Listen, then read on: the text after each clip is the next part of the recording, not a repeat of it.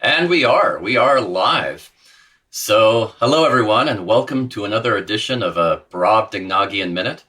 How long is a Brobdingnagian Minute? Well, considering we started our Patreon 5 years ago, I guess we're going to have to go with 5 years. Because if it's less than 5 years, well, it's just not Brobdingnagian enough. Right. I think that's the statute of Brobdingnagian limitations. Oh, hold on. I'm sorry. Wait, they're saying that you have no audio. Okay, now I enabled you. Sorry, I accidentally muted Mark. I have no idea what happened there. Accidentally? I don't believe you when you say accidentally muted.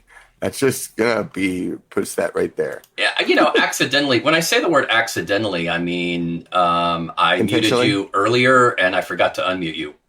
Uh-huh. Mm-hmm. But yeah. Thanks, Chris, for mentioning that. Yeah. San, yeah. And Ellie says, accidentally in quotes. Accidentally. Yeah. I'm trying to see if I can see the comments. Are you posting the comments over on the video? On the video. Oh, on the video. Yeah. Oh, you can see them. Oh, look at that. See? Fancy, right? Mm-hmm. Yeah. Mm-hmm. I didn't know it was that fancy. Oh, I'm sorry. I sometimes I do fancy things when I mute you. But hey, hello, Carol. Great to see you. Always a pleasure. Yes. All right. Well, then I need to actually be able to see our video thing there. Well, you could put it full screen and do it that way. I could, but then I can't see my notes either, the show notes and such. That's why you have more than one monitor. I keep telling you, dude, you got to have 3 monitors in front of you at all times. I mean, I used to use 2, but I mean, eventually I added a 3rd, and now I can't go back. I can't. Laptops are horrible. Sorry, Andrew, what was that? Subtlety, the lost art. The lost art. Yes. Something in my eye. I don't know what it is. I know. What are you going to do? Yes. The eye clearing middle finger. That is, I believe. Yeah, that's right. This is supposed to be audio, isn't it? Right. So Sherwood Forest Faire, we had a good time. I know I was there for 2 weekends, at the beginning of April, and we had some. The first day was highly entertaining, don't you think? Yeah, we both had a lot going on that first day, didn't we? Do you want to tell your story first? Or you want me to go first? You go first, because I'm trying to remember what happened the first day. It all bleeds together now because I just finished 8 weekends. I think Chicago. Now for me, that yeah. So it was a very dramatic first day. Kenzie and Anara showed up at the fair with my dad and my sister, and so we had this a group entourage, which is really cool. Having your family come visit, and usually they come like the last week, the second weekend, but this year they came for the first. So, yay, right? Well, they get there, and Kenzie's getting big, and I'm like, they've got a phone now, and I'm like, well, hey, you can go run off and do things if you want. You're getting bigger. Maybe you want to go explore on your own for a little bit. You have your phone, right? And they say, no, I don't see it. I last remember it by the car. I was like, oh crap. So immediately I go running out of the fair to go find Kenzie's phone, and I can't find it. Of course, I didn't know where exactly I was going. I really had no idea. I was just in panic mode. So I ran out there and went looking for 20 minutes. You got to be careful with that. Sometimes people end up in Narnia when you pull that stuff. Right. And I totally forgot the phone, or got back, and I'm like, I just give up. It's just gone. Whatever. I have a show. I got to go do the show. So I walk over to my show at the Lionheart Tavern, and I reach for my tuner and tuning wrench and realize they bounced out while I went running out to the parking garage, and I have no clue where they're at. And I'm like, so that's what I was wondering, how you lost those. Okay. Yeah, and then the engineer didn't show up for the thing anyways, so I couldn't amplify, and it means playing it out of tune on a big stage where no one can hear me. it just wasn't going to happen. So I said, okay, that show's a wash. Reminds me of our first year playing together, dude. Right.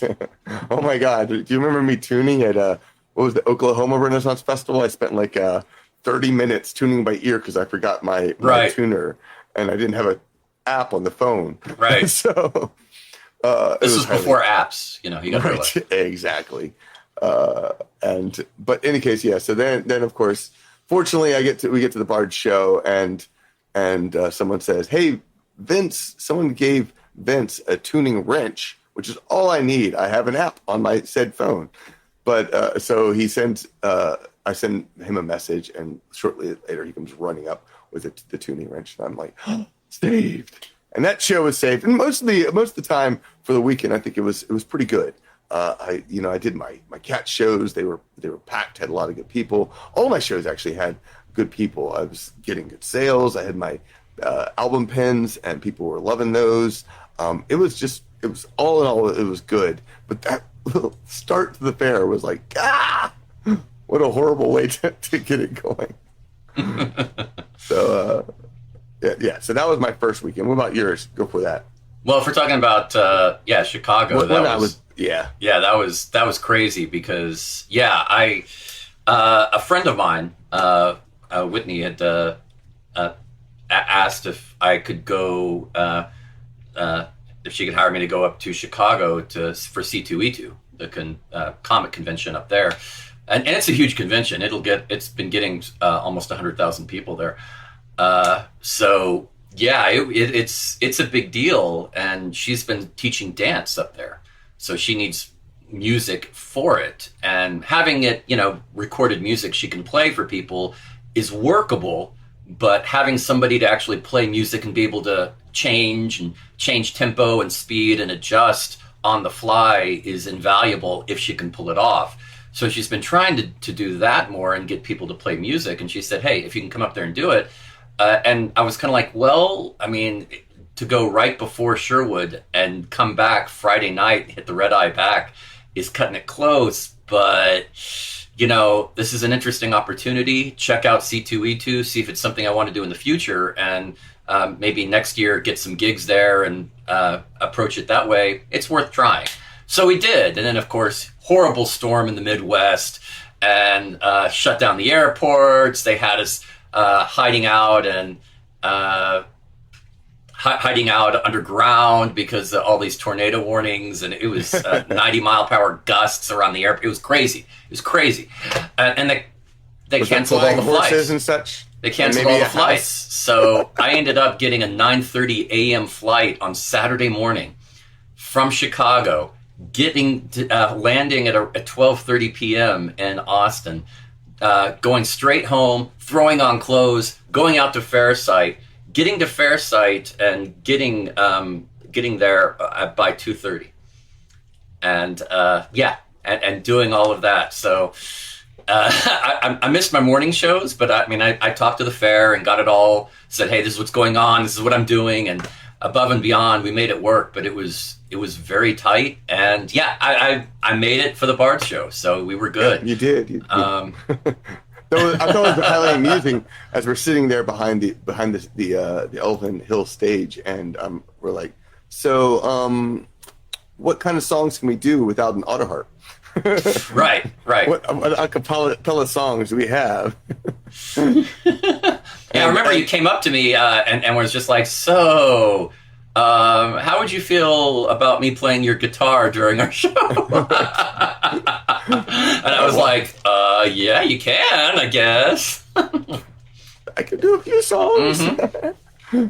I don't know how many people know this, but when I first met Mark, he was playing guitar, and he was doing some bands playing guitar. You've played guitar for years, so you. But I was never really any good. It was but you could play chords. At the time I was never very good. I could do chords, but nowadays I'm like. You're pretty good on guitar because strumming and doing rhythm patterns. You're certainly well practiced. So and of course I've been teaching my daughter Anara how to. That's nice. How to play. So that's been a lot of fun, and she's learning, and I'm relearning how to play the guitar, which is really cool. So yeah, I already feel a million times better than I was way back, 25 years ago or whatever it was. Oh, God. Wow. That was a while ago. That was a bit. That was a bit. Yeah. Yeah. So overall, the weekend was really good. Saturday, or the following weekend was a little rough weather-wise because I think it got humid, which the outer harp had been already dried out a little bit. Yeah, but at least it wasn't Texas. raining during the day. I mean, it was honestly, for the most part, weather at Fair was great this year. Yeah. I mean, you only saw 2 weekends, but I will say for the run, it was an amazing year. It was a record year. I don't know if you heard the final numbers. I did not. How'd it go? 150,000 people for the year. Wow. The last Saturday was a record 14,651 people on Saturday. Wow. The last Saturday. So yeah, it was ridiculous. That's fantastic. The weather was, I don't think we had an actual bad day. We had a few days that weren't stellar, maybe a little sprinkling, but that was it. I mean, even the couple of days where they said it might rain, in there, it really didn't. So it was altogether one of the best weather seasons there at Sherwood. So it was a brilliant year, and yeah, we were right in the middle of it. So it was great because we kind of hit that point where we got get together early April, right when the weather's kind of changing. Yeah, and one day it's kind of chilly and the next day it's kind of warm and you're kind of like, it's not always great for instruments, but it's usually pretty pleasant as far as costumes go. It's not too bad. And time of year, it's kind of nice. Unfortunately, the allergies hit, so I learned to drown myself in allergy meds. But other than that, we're great. Right. That's the big one there. Right. And I didn't used to suffer from allergies. I don't know if you remember this a few years ago. I lost my voice. Yeah. For one of the weekends we were together. And that was why I was like, what's going on? I don't understand. This never has happened to me. And then I said, wait a minute. Is this allergies? I've never had allergies. What allergies? What are those? And you just looked at me like, okay, I've had allergies all my life. Yeah, those are allergies, you stupid idiot. And I'm like, oh, so that's what allergy. I just thought it was sinus. Oh man, okay, thanks. So I took some allergy meds and then I was fine. But yeah, I've learned to be proactive with it. Right. It's like, okay, we're heading up to the Bards show at Sherwood. I need to take allergy meds. That's kind of my sign that it's that time. Yeah, I've learned. That's hilarious. Yeah.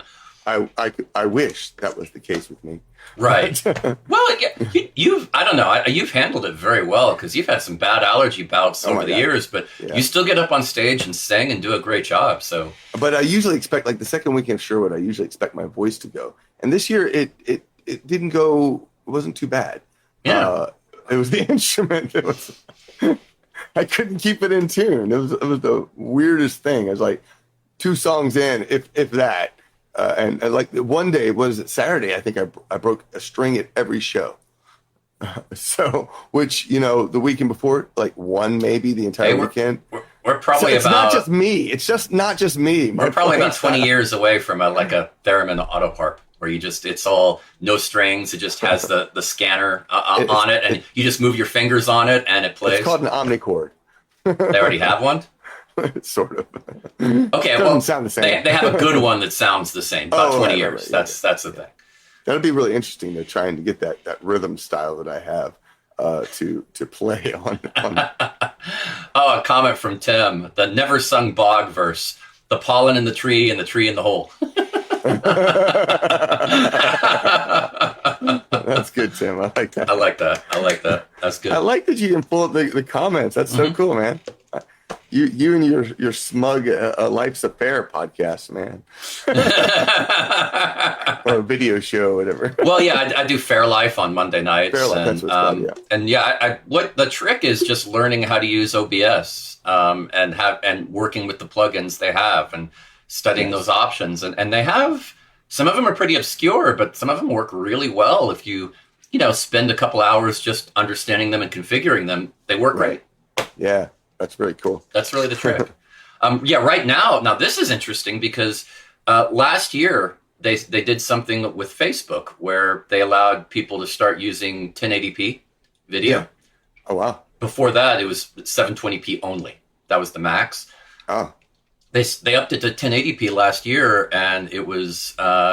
But they did it, and I was in the middle of a bunch of stuff, and then I was going to Louisiana, and I was like, "Yeah, it's too risky. I'm not going to mess with it because it's Facebook. They're going to mess it up." So I just didn't want to mess with it. So I've only now started upping to 1080p on Facebook. So y'all should be able to be seeing us at 1080p. Yeah, which is cool.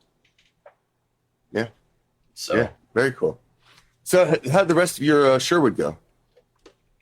Good shows and such. Yeah, Sherwood was great. No complaints. It was very good. I really had a good time, and yeah, all things considered, a good show, a lot of fun.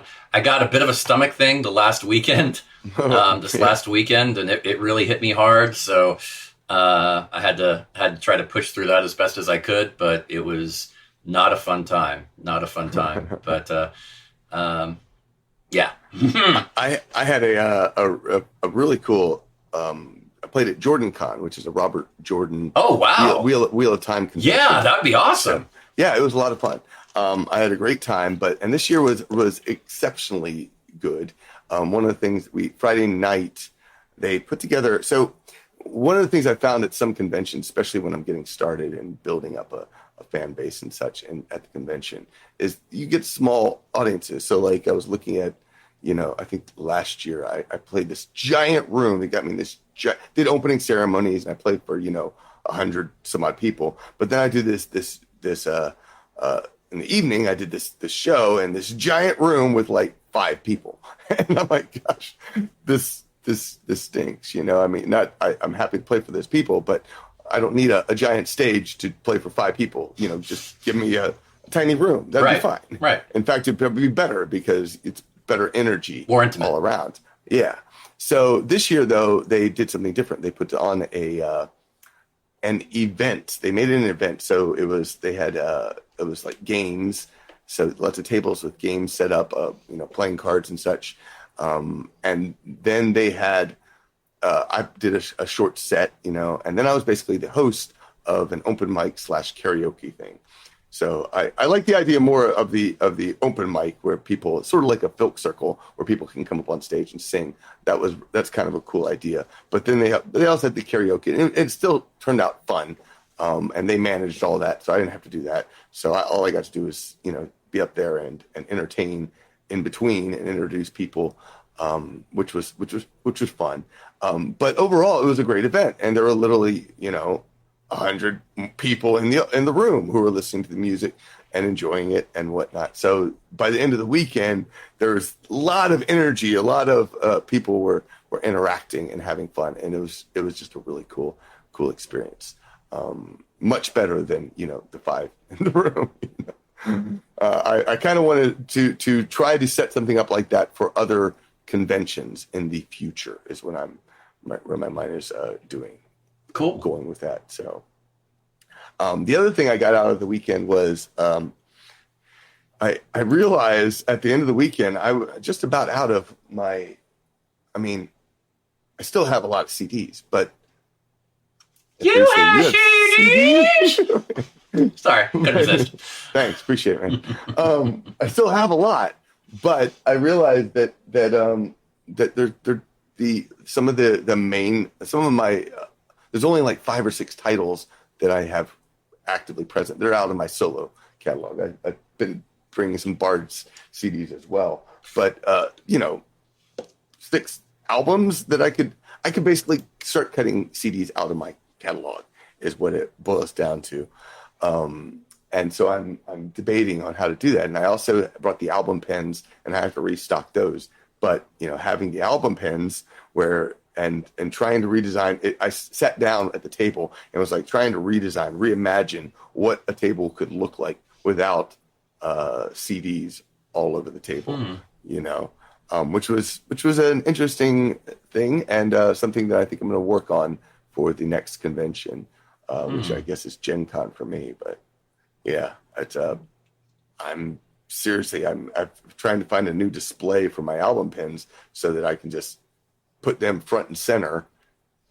Plus, some of the other items, but then have CDs on the side. So people who want to do the CDs, they can do that as well. So it was very, very fun, engaging weekend trying to work on that. What are you thinking? Yeah, I mean, there's a few different. I'm already brainstorming. You got me thinking, and how to do a table without CDs, and there's a lot of interesting ideas here, a lot of possibilities. Well, one of the things is we've relied so much on CDs, right? Over especially at conventions. That's the mainstay. Right. We've dallied at T-shirts and a few things like that, but it's always been CDs as the main concentration. Yeah, and one of the things I like about the album pin. So, and the other thing I'm looking at is as far as the album pins is, I've been, I showed you the cards that I have, the album pin cards where they list the track information and such, and I'm thinking about changing that too, so that it's no longer instead of having to pin each album pin to the card and doing that. My thought is, buy an album pin, you get a free download and you can basically take your pick of whichever one you want. Yes, each album pin is themed to a specific CD, but perhaps you can have a choice. You can review and you just list them on the table. Have the little cards lying on the table with the information, so that people can just pick what they want and then enjoy the music. So that's where my brain is currently working with this. Well, I don't know. We'll see. Yeah. We got to talk about that if we want to do something like that with the Bards at Dragon Con or whatnot. But yeah. Or you can just wait until see what happens at Gen Con, because I don't know what's going to happen at Gen Con. It's going to be an interesting challenge. Definitely. So, all right, you ready to do some upcoming shows? Sure, let's talk about it. All right, what you got? Actually, okay, let's see. I have just coming up in a week, I'm going to be at Scarborough Fair for Celtic Weekend, playing over there, awesome. Playing at a couple of pubs there, and busking the rest of the time, and just having some fun, trying it out. It's just a one weekend thing. I'm trying it out to see if it's somewhere I want to play in the future, because we've played there before, but it's been a while. And I don't think we ever played officially, did we? Yeah, we did. Did we? Yeah, we did. I mean, we had badges, so yeah, we were official. Oh, okay. Well, I meant like having stages. I don't think we ever had official stages.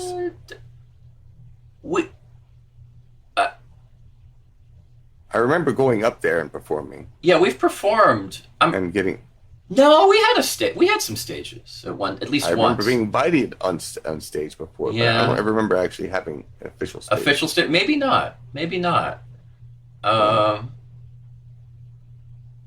Yeah, maybe. I mean, we could. But anyway, yeah. I mean, I'm just going to give it a try and see how it goes, and if it's something I want to look at in the future. I mean, it's always going to conflict with Sherwood, so I don't see doing a full run at Scarborough. Right. But I mean, Celtic Weekend every year, and maybe more. I mean, we'll see. But this year, I'm also trying something else new. I'm going to be going up to the New Jersey Renaissance Festival for the first time. Awesome. And that's 3 weekends at the end of May 20th to June 4th in Southampton, New Jersey.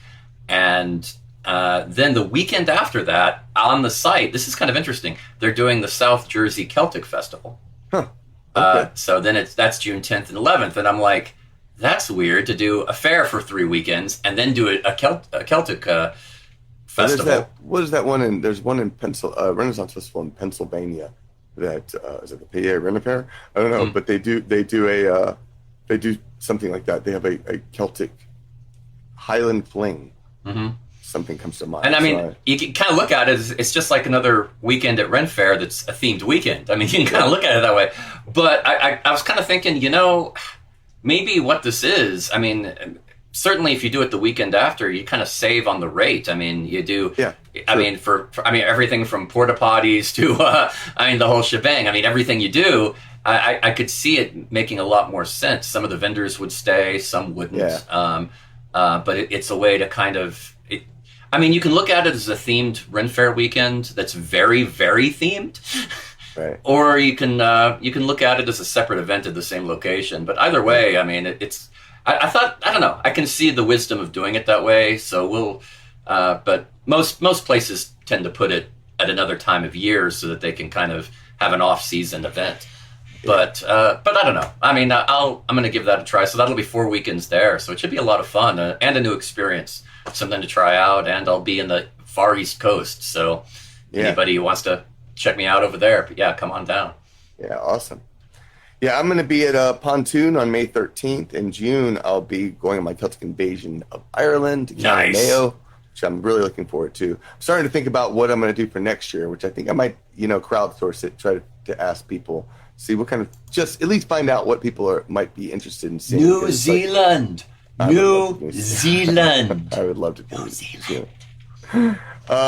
June 24th. Bring Andrew too. Bring Andrew too. One of these days. June 24th is the Lost Druid is doing their what is this, 3rd or 4th anniversary, and I'll be performing for that. July 22nd, I got a new Burnt Hickory brewery that I'm playing at, and then of course I finally got my contract for Gen Con, so I'm official there. Did you get yours and get all that taken care of? I think mostly like a day or two ago it came in. Yeah, I noticed the email. I haven't I haven't messed with it yet. I was going to mess with that later today. Yeah, but that's on my list. But yeah, you've been doing really well with those breweries, and they've been really working well for you. Yeah, I've been enjoying it. And finding new ones is always good, Yeah, and there's a lot of them. I mean, a lot more than people think. I think it's nice to rotate around town a little bit so that you're not playing. If you need to play, it's big. Atlanta's big enough that I could play different areas of town and reach a whole new audience. Yeah, and they have their locals and a new fan base every time you go to one, right? So it's a really it is like a new group of fans and a new experience for you. Exactly. That's got to be that's got to be really rewarding. It's not like we're not used to pubs or anything. Actually, that's a good question. Is it a lot like playing at a pub, or is it like it's not at all? Okay, what is it like? So the pubs. Okay, so pubs. When I think of pubs, they're typically people are entirely there to drink or socialize. Yeah, which you get that at breweries too. Don't get me wrong. But they're also a little bit more engaged. I mean, I can't say that they're necessarily buying, hordes of CDs or stuff like that, but they're engaged in the music. And now, some pubs people are engaged too. It does happen. It does, but I've seen less of it. Okay. Most of the times when I've done pubs, I mean, the exception is the one we did in Killeen or whatever it was. Oh yeah, Irish Dragoon. Irish Dragoon, that wasn't the exception to the rule. But that was actually more of a family restaurant pub kind of thing anyway, right? Exactly. So is that how you'd say it? The breweries are more like family restaurants kind of thing? Or? It is more of a family event. I think about Tucker Brewing. They have this great outdoor space, and there's places for people to run around and do stuff. Tomorrow night I'm actually playing at the Lost Druid, and the Lost Druid has they're building their outdoor space, and it's getting bigger. But it's definitely more interactive. You get more.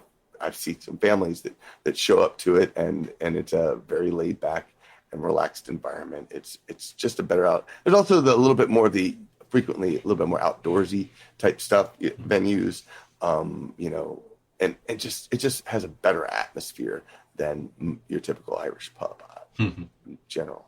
So I like it. I like it a lot. And of course, then you get to try beer. What's new? Yay! There's always something new. So it's amazing. I'm really looking forward to the one tomorrow night, actually. So tomorrow is April 29th, and I'm doing the Lost Druid. But I'm biking to the event. It's Earth Month, and I was like, wouldn't it be great if we could, load up all my gear onto my bike and then bike over there? So Brenda and I are. How very Austin of you. Yes, I know. I'm so excited. Wow. I got these panniers so I can put my stuff into my thing. I'll have my auto harp on my back. It's going to be amazing. Nice. Yeah. So today we're going to talk about Patreon. We've been discussing about Patreon, and we started a Patreon 5 years ago, right? Right. And for the Brobdingnagian Bards, and we each have some our solo ones, and I've done a lot with Patreon over the years, but we're starting to think that as much as we enjoy our Patreon page, it would be nice if our Patreon. If there's more we could do with it, and we haven't actually done that. So we're thinking about discontinuing it and then moving it to, and then getting you, all of our patrons, to head over to our individual Patreon pages. And some of you are already on both of our Patreon pages, but we have individual ones, which kind of makes more sense, I feel like, because we each offer different things. We can still provide Brobdingnagian Bards content, which is one of the things we're planning to do, is to keep giving away Brobdingnagian Bards stuff to add the things that you get out of our Patreon pages. I think we should also try to focus it a little bit more. Yeah, I mean, as far as the individual aspect, I wonder if there's something we could do special when we create the Bards content. Bards Andrew, Bards Mark, Yeah, we could do that. We could, an idea. We could do it like a separate review, like a separate take, Mark's take on this, Andrew's take on this, and approach it like that. Gosh, I like breweries; they're great. Breweries, blah, they suck. And just I'm just kidding, but that was just an example. It got me thinking of all those videos on YouTube where they watch a reaction video. Oh, okay. Okay, so there we are. Listen to this part where Andrew's talking about what his thing at the fair. I can't believe he did that. Oh my God. Or Mark, that brewery. Oh, that sounds terrible. Oh my God, why would you do that with that many M&Ms? That is so wrong. What? Exactly, right? I mean, it's just... Yeah. I feel like there's some fun stuff we can definitely do, though. Carol's saying as long as you guys do another bog off. And that's the thing. I mean, it is interesting because... I mean, we can certainly do events like that on both Patreons at the same time, both yours and mine, and do that and have just double coverage essentially.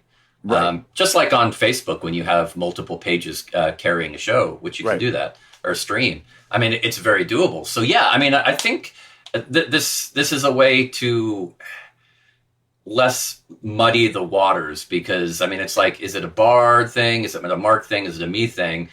Any Bard thing would probably go to both of us. And then you'd have slants that would have more of a Mark Bard thing, more of an Andrew Bard thing. Right. So yeah, I mean, I think it's going to offer some interesting options. Yeah. Is your computer about to self-destruct?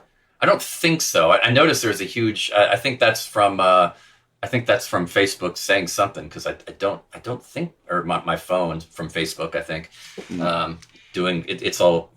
Yeah, I don't think I silenced everything from that part of Facebook on my phone. But oh well. Anyway, there we go. Yeah, I feel like there's definitely things we can do, and I like the idea. I told people we were gonna close down our Patreon page though today, but I'm gonna wait at least another month. Yeah, I think let's make it a slow, especially because I was kind of sick the last week and a half. Yeah, I would have done a little. I would have done a little more, and I think a smoother, slower transition would be a better thing, and give us a chance to kind of do that. And Tim just said that I would 100% watch a Mark reacts to Andrew and Andrew reacts to Mark video.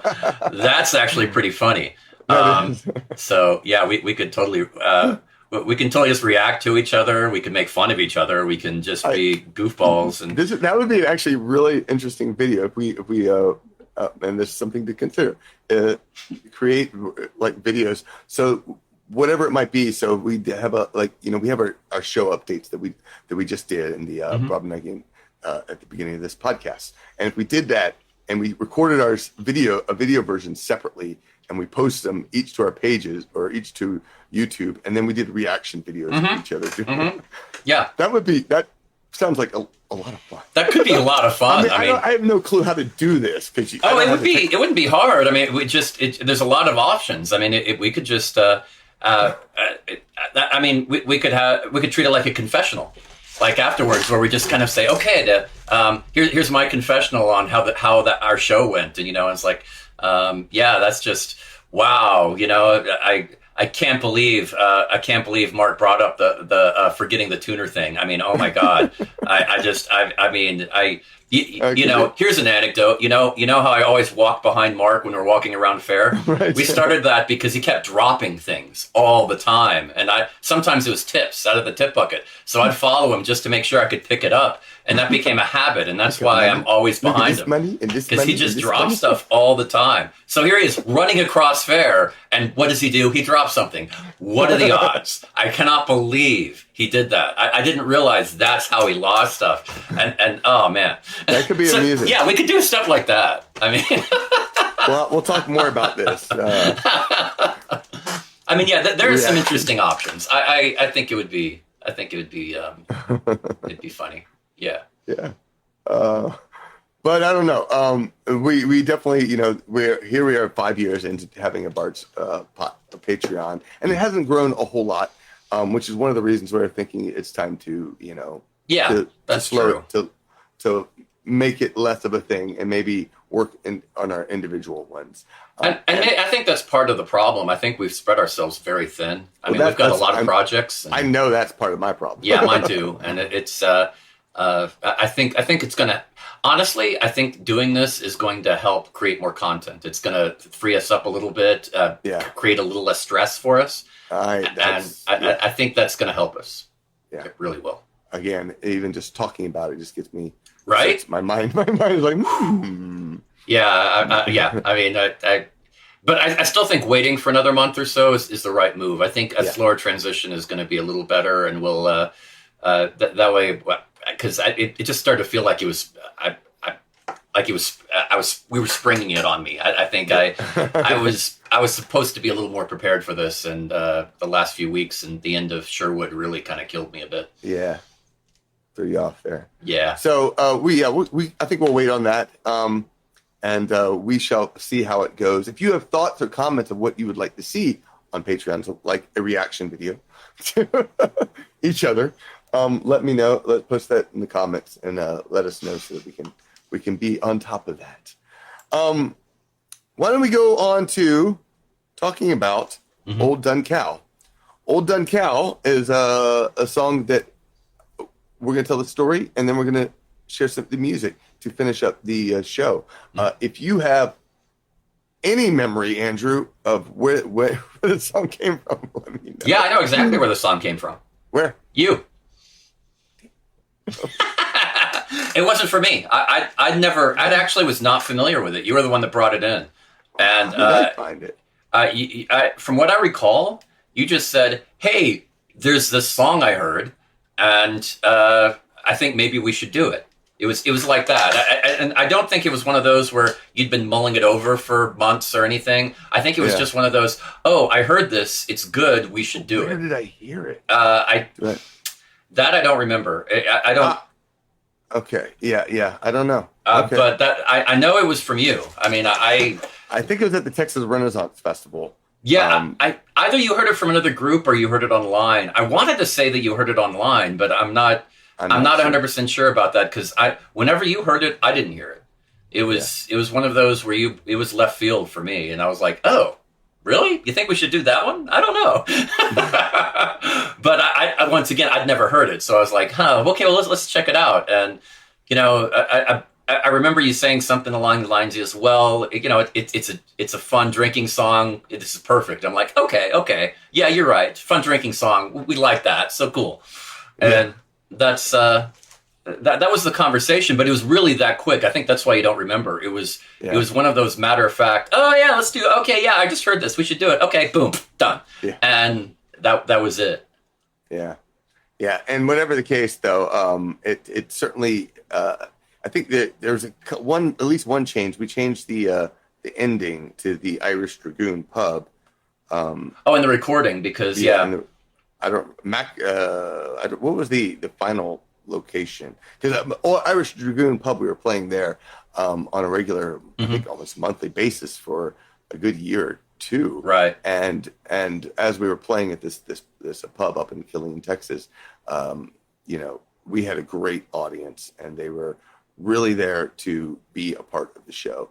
And so we put on a fun show, and that was definitely one of those songs that stood out. So when we recorded it, we mentioned the Irish Dragoon, which sadly closed a couple years after 2007 or so ish, and they finally closed down. But it was a wonderful pub.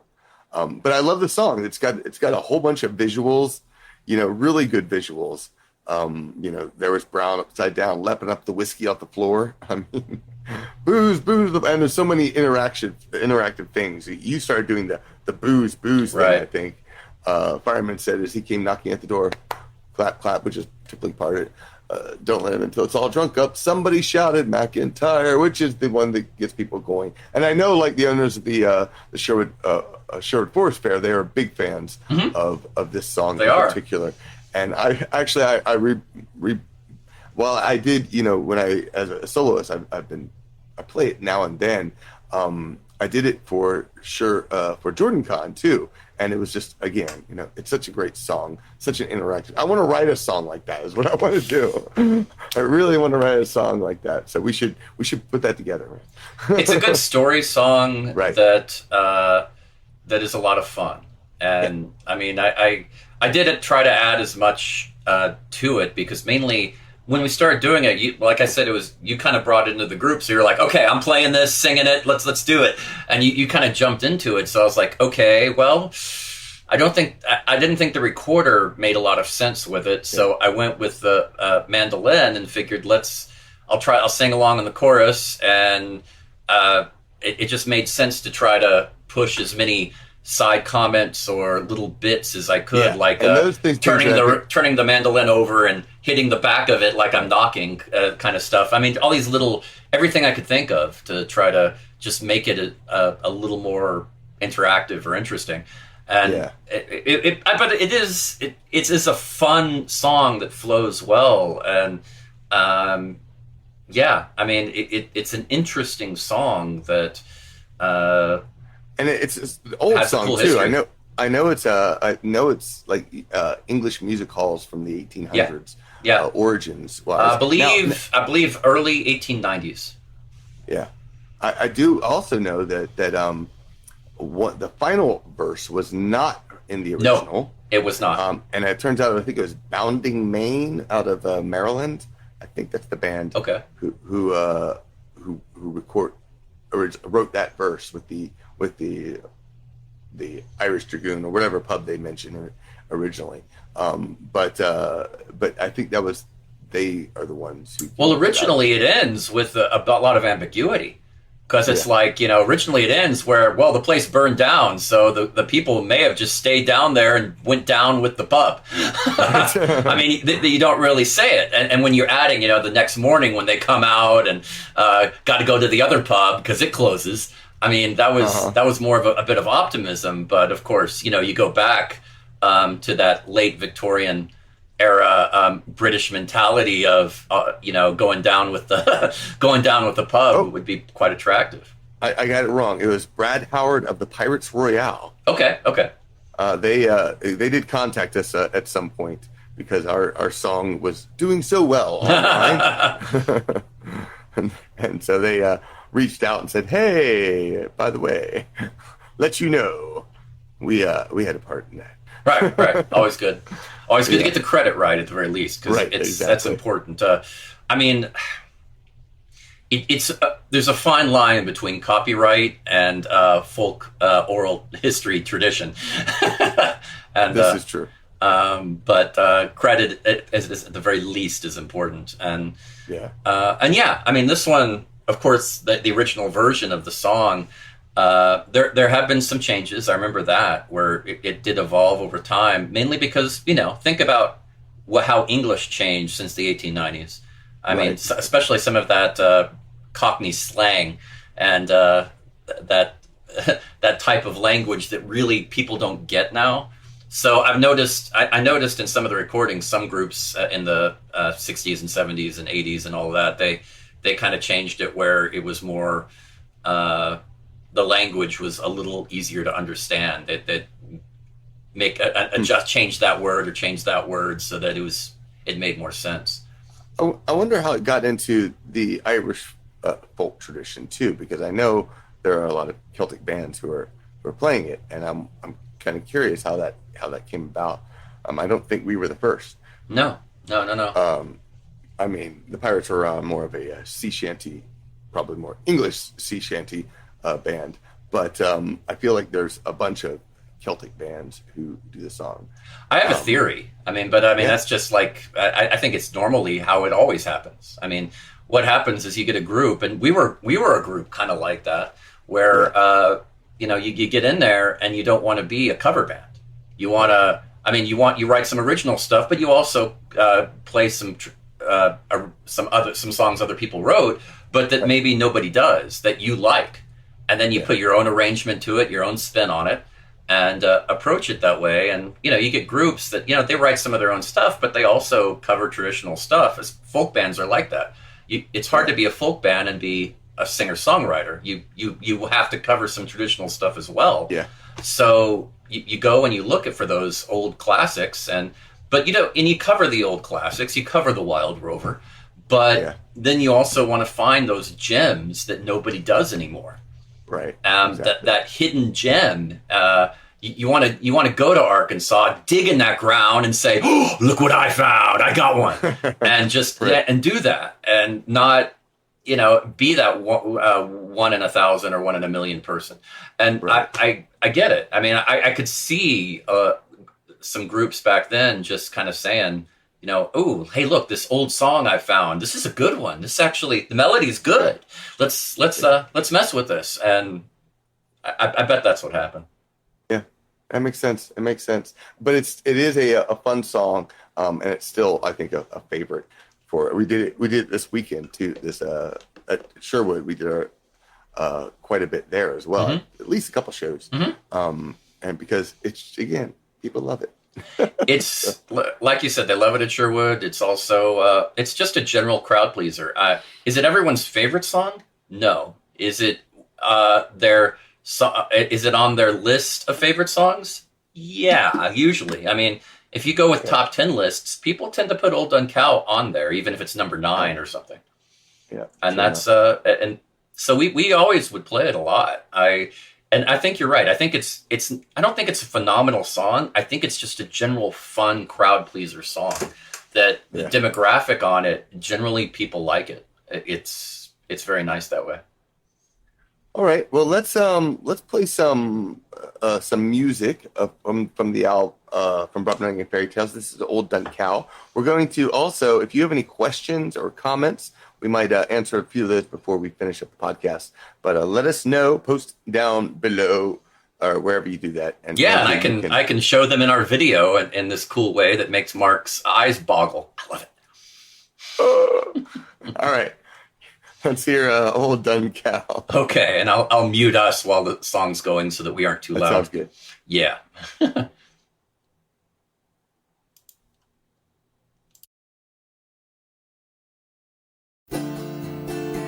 Some friends and I in a public house were planning to give him a chance one night. Went into the pub, a fireman ran, his face all chalky white. What's up, says Brown, have you seen a ghost? Have you seen your Aunt Mariah?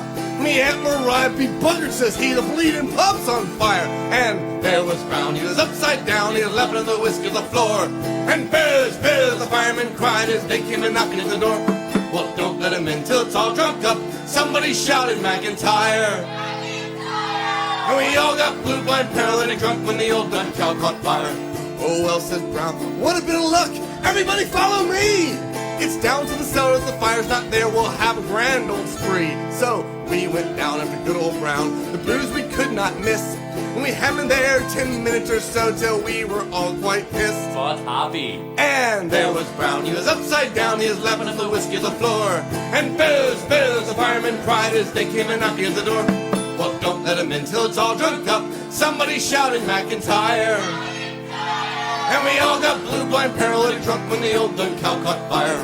Then Smith walked over to the port wine tub, gave it a few hard knocks, started taking off his pantaloons like Wise's shoes and socks. Oh, no, says Brown, you can't do that. You shouldn't do that round here.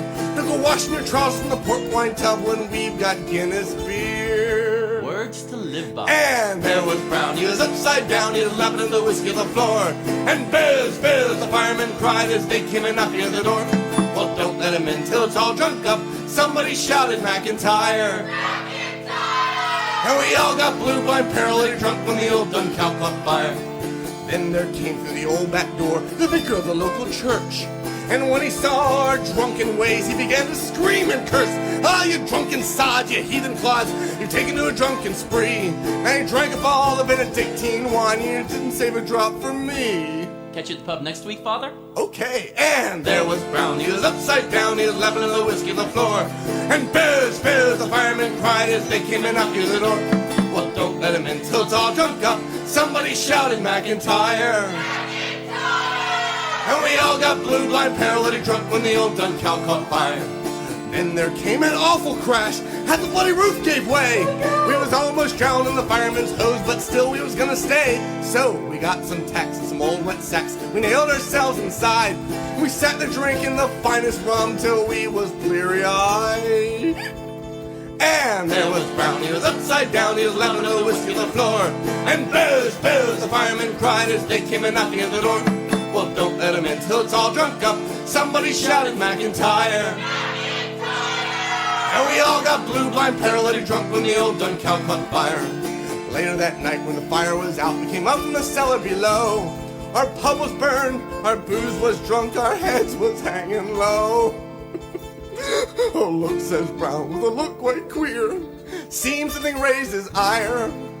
Now we gotta get down to the Irish Dragoon, it closes on the hour. And there was Brown, he was upside down, he was lapping at the whiskey on the floor. And Biz, the fireman cried as they came and knocking at the door. Well, don't let him in till it's all drunk up. Somebody shouted McIntyre. And we all got blue, blind, paralytic drunk when the old dun cow caught fire. And there was Brown, he was upside down, he was lapping at the whiskey on the floor. And Biz, the fireman cried as they came and knocking at the door. Well, don't let him in till it's all drunk up. Somebody shouted McIntyre. And we all got blue, blind, paralytic, pissed when the old dun cow caught fire.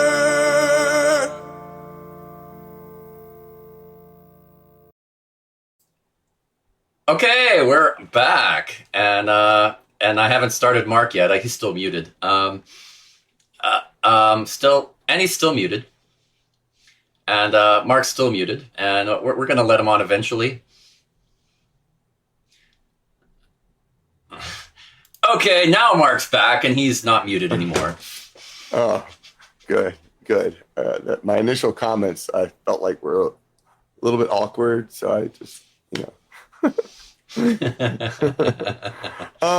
So a couple notes. I was looking at some of the comments as best I could because the way it displays sucks on Facebook. Well, that's fair. But one of the comments that I was thinking about was someone asked, as long as the Bards are still playing, and yes, we will still be creating music. We are still working on a new CD, which is you know what we need, Andrew? We need a next time we do a live one of these things, we need to you need to come together, get a recording of people saying, "You have CDs," and McIntyre, and all those little comments that we need interaction from, so you can just hit a play button. I just have them. You know what I need is a random video play option on here where I just have a list of like 50 of those of people saying, "You have CDs," and I just hit it and it randomly picks one. I love it. Does it? Isn't that great? That's actually not bad. I feel like I want to do one of my next shows and we went with one of the big audiences and bring out the video camera and like, okay, say you have CDs? All right, go. And then we can insert it in later, you know? Right. I love this. It wouldn't be hard to set up a random thing where it just picks a random video out of a list. That would be fun. Yeah, that'd actually be really easy. It's think of it like a slideshow, except it just randomly picks where it starts on the slideshow. True enough. So yeah. The point being, though, yes, we are still working on our next one, which is called Another Fair to Remember. We have a brand new song we played a lot at Sherwood Forest Faire. And we'll be talking about that in the future. So stay tuned for that. If you haven't already heard the song, I've been singing it a lot at some of my shows. If you come out to any of my pub shows, you'll probably hear the song. What, you've been singing it without me? I have. Yes. I'm sorry, man. You're a little far away, so I was like, I need to practice this song, and the best way I practice it is live. Okay, well, that's fine. I'm going to do it on my own shows, too. Fine. You should. It's a great song. Because God knows I need the practice. So, yeah. I agree.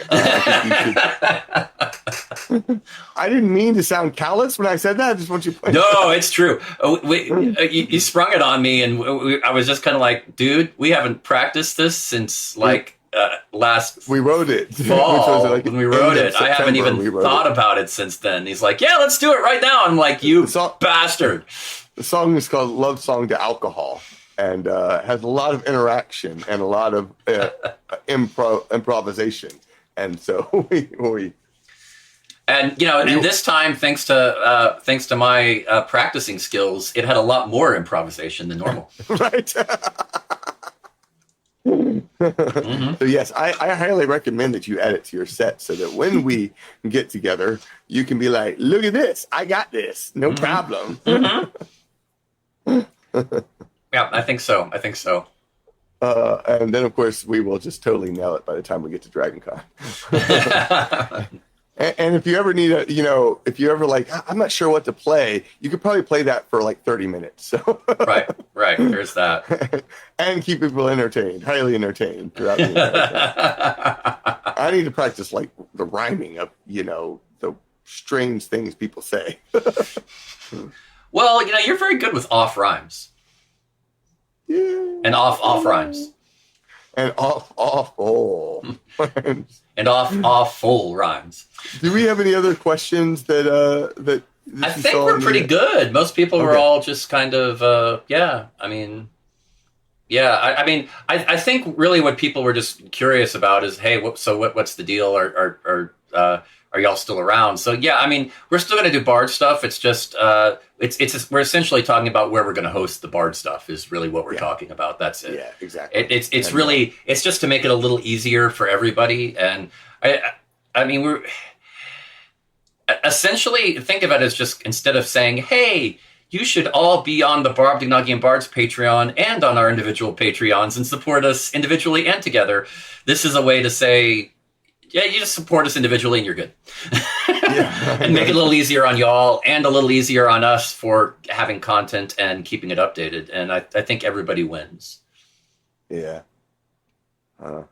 Sorry, my mind was trying to think about, there are I think there are ways you could probably set up a Bards patron section on our individual pages too, but that seems a little bit complicated. Well, at the very least, we could set up a tag for it and do it that way. So we'll certainly do that.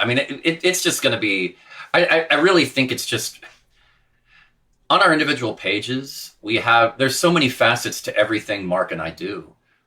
Whether it's our individual music shows or so many other projects we're working on, and putting it all on our individual Patreons just makes sense. Some of it we'll share and put the same thing on both of our Patreons. Others will have our individual spins on those things. So I think this makes sense, and it's going to help direct some of the work that we do, which is not a bad thing. Yeah. It's going to help us think the proper way. Yeah. And thinking is always good for a musician. Yeah. I've been told.